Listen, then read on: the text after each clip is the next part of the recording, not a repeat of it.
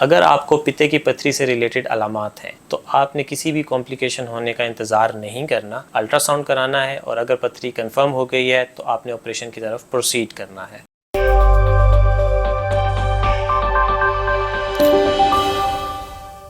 अस्सलाम वालेकुम, मेरा नाम डॉक्टर मुनीबुल्लाह है और आज हम बात करेंगे गॉल ब्लैडर स्टोन्स के बारे में, जिसको पित्ते की पथरी भी कहा जाता है। आज हम बात करेंगे इसकी क्या अलामात होती हैं, इनके बारे में कैसे पता लगाया जाता है, इसका क्या इलाज है और इलाज के बाद क्या एहतियात की जाती है, डाइटरी रिस्ट्रिक्शंस क्या होती हैं और ये सारा कुछ। फर्स्ट ऑफ ऑल आते हैं कि ये क्यों बनती हैं। पित्ते की पथरी बनने की मुख्तलिफ वजूहात हैं, जिनके अंदर हमारा जंक फूड खाना, कोलेस्ट्रॉल का ज़्यादा होना, हमारी फैमिली जेनेटिक्स का होना, हार्मोनल फीमेल्स के अंदर हार्मोनल चेंजेस का चेंज होना, प्रेगनेंसी के अंदर हमारे ब्लड का नॉर्मल ब्रेकडाउन, ये सारे रिस्क फैक्टर्स हैं जो कि गॉल स्टोन्स बनाने में रोल प्ले करते हैं। हमारी मेडिकल के अंदर एक टर्म यूज की जाती है जिसको कहते हैं 4Fs, जिसका मतलब होता है फीमेल्स, फैट, फर्टाइल, 40s और 50s एज ग्रुप, जिसका मतलब कमोबेश यही है कि वो खवातीन जो कि फेयर रंग की हैं, 40s और 50s एज ग्रुप में हैं, प्रेगनेंसी बियरिंग एज ग्रुप के अंदर हैं, जिनको थोड़ा सा मोटापा है, उनके अंदर इसके होने के ज्यादा इम्कानात हैं। अदरवाइज होने को ये एक 4-5 साल के छोटे बच्चे को भी हो सकते हैं और एक बूढ़े मर्द को भी हो सकते हैं। आमतौर के ऊपर इसकी अलामात के अंदर पेट की सीधी साइड के ऊपर दर्द होता है जो कि पीछे कमर में कंधों की तरफ जा सकता है। इसके साथ मतली होना, वॉमिटिंग होना, बुखार होना,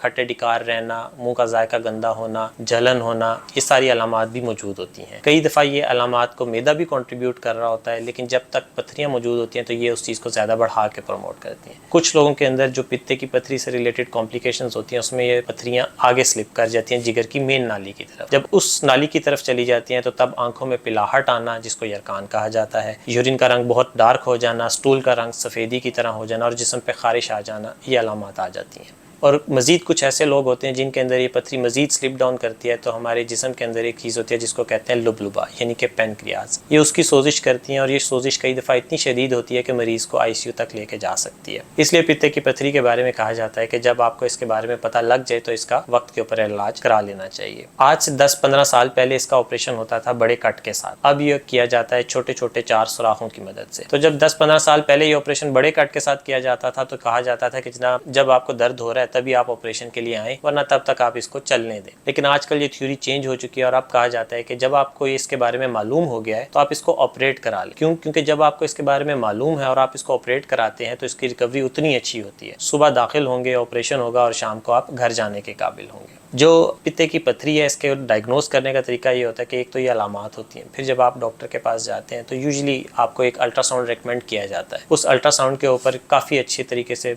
मोस्ट ऑफ द टाइम ये स्टोन्स पिक हो जाते हैं। जब ना हो रहा हो तो कहा जाता है कि 8 से 10 घंटे की फास्टिंग के साथ आएँ और तब अल्ट्रासाउंड कराएं तो उसके ऊपर ये स्टोन्स पिक हो जाते हैं। अल्ट्रासाउंड के बाद जब एक दफ़ा ये चीज़ का पता लग जाता है तो यूजुअली सर्जरी रिकमेंड कर दी जाती है।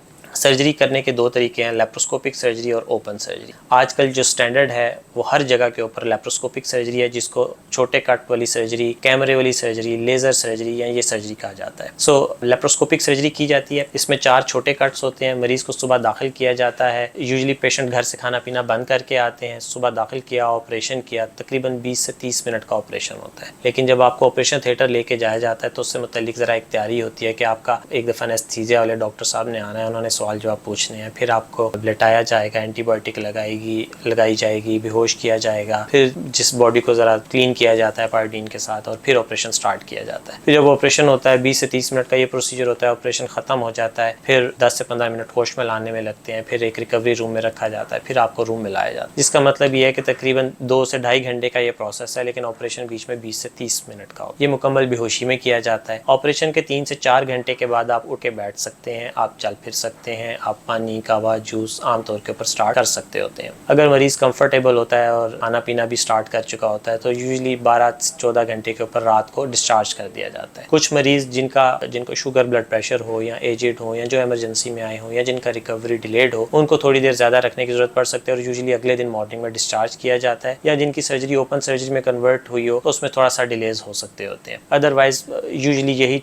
होता है कि सुबह दाखिल किया और विद इन 24 आवर्स ऑपरेट करके घर भेज दिया। दिया गया। मरीजों को ऑपरेशन के दूसरे से तीसरे दिन के बाद नॉर्मल डाइट के ऊपर शिफ्ट कर दिया जाता है। घी, चिकनाई, तली हुई तमाम चीज़ों की इजाज़त दे दी जाती है 8 से 10 दिन के बाद। क्यों? क्योंकि जब हम गॉल ब्लैडर को बाहर निकालते हैं तो वो डिजीज्ड ऑर्गन होता है, और जिस वक्त हम घी चिकनाई वाली चीज़ें खा रहे होते हैं तो वो प्रॉब्लम कर रहा होता है। तो जब हमने गॉल ब्लैडर निकाल दिया तो अब आपकी वो रिस्ट्रिक्शंस ख़त्म हो जाती हैं और आपकी बॉडी अडेप्ट कर लेती है उस सारे खाने पीने को। 10 एक दिन के ऊपर टांके निकाल दिए जाते हैं। तकरीबन 4 हफ्ते के ऊपर आपने रनिंग करनी है, वॉक करना है, जिम जाना है, आप तमाम एक्टिविटीज़ कर सकते होते हैं, और आमतौर के ऊपर मरीज़ को इसके बाद किसी चीज़ की ज़रूरत नहीं रहती। अगर आपको पित्ते की पथरी से रिलेटेड अलामात हैं, यानी कि पेट का दर्द जो कमर में, कंधे में जा रहा है, या उसके साथ खट्टे डिकार, मुंह का जायका गंदा और ब्लोटमेंट और इस तरह की अलामात हैं, तो आपने अल्ट्रासाउंड कराना है। पित्ते की पथरी का इलाज ऑपरेशन है, और ऑपरेशन के अलावा इसका कोई इलाज नहीं।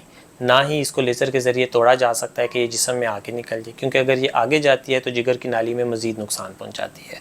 कोई ऐसी दवाई नहीं आई जो इसको जज्ब कर ले। सो पित्ते की पथरी का ऑपरेशन के अलावा कोई इलाज नहीं। उम्मीद करते हैं कि इस वीडियो से आपको काफ़ी कुछ जानकारी हुई होगी, और अगर आपके मज़ीद कुछ सवालात हों तो आप हमें मैसेज करके पूछ सकते हैं। Thank you.